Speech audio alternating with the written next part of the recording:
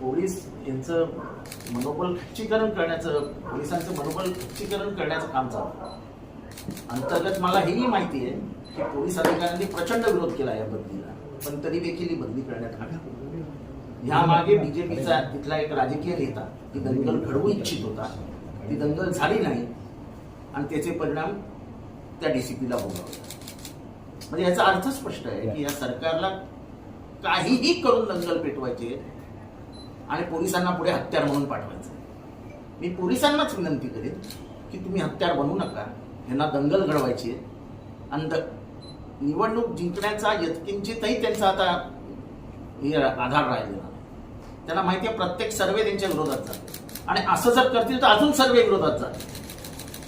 कारण का हिंदू हा कधीच आक्रमक, हिंसा आवडणारा हा कधीच नव्हता.